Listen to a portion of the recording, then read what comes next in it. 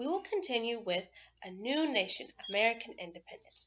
Today's story is titled, Will This War Never End? When we last left George Washington and his troops, they were stationed in Valley Forge through a bitter cold winter. Let's see what happens when spring arrives. By the spring of 1778, General Washington and his Continental Army at Valley Forge were in much better spirits. Soldiers and supplies had arrived from France. The army was better prepared, and the bitterly cold weather was behind them. They were ready to take on the British once more. Fighting continued all across the colonies, on land and on sea, and into the wilderness west of the Mississippi River. Will this war never end? People wondered. Is it worth the loss of so many lives? The war was shifting south now, and the British, under the command of General Cornwallis, felt confident that they could defeat the colonial militia at long last. Indeed, the British won quite a few battles in the South. Little did they know that their successes were about to end. In 1781, 6 long years after the first shot of war was fired in Lexington, Massachusetts, things began to look promising for the Continental Army. George Washington received news that 28 French ships were on their way to the coast of Yorktown, Virginia, where General Cornwallis and the Redcoats were camped. He was very excited. George Washington came up with a plan to trap the British. General Washington's troops, now camped in New York, marched all day and often through the night to Yorktown, Virginia, a town built on the banks of the York River, just a little inland from the Atlantic Ocean. While Washington moved his troops overland, French ships moved in by sea. The British could not escape by land because the Continental Army was blocking them, and they couldn't escape by sea because the French ships were blocking them there.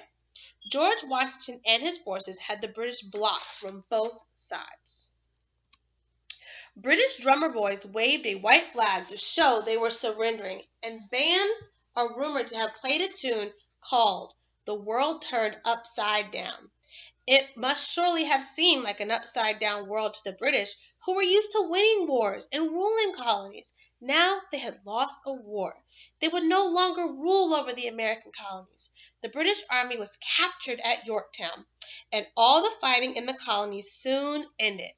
The British sailed home, and George Washington stepped down as commander-in-chief of the Continental Army.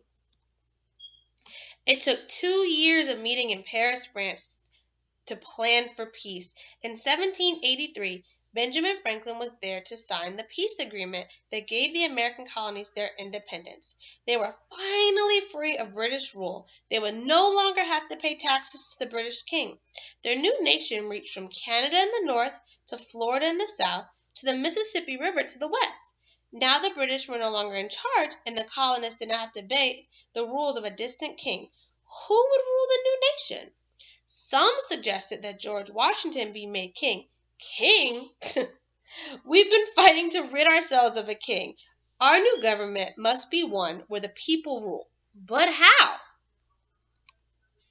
George Washington, exhausted by 6 years of battle, wanted only to go back to his family. He loved Mount Vernon, his home on the Potomac River in Virginia. He dreamed of being able to ride peacefully about his farm, listening to birdsong instead of shouting out orders to his men. Washington's wife Martha had been a great help to him during the war, bringing food and clothing to his troops during their long, hard winters, and even camping out with them in their field tents. She too looked forward to spending time with her husband in the comfort of Mount Vernon. But George Washington was not able to relax on his farm for long, as you will soon learn when we resume tomorrow.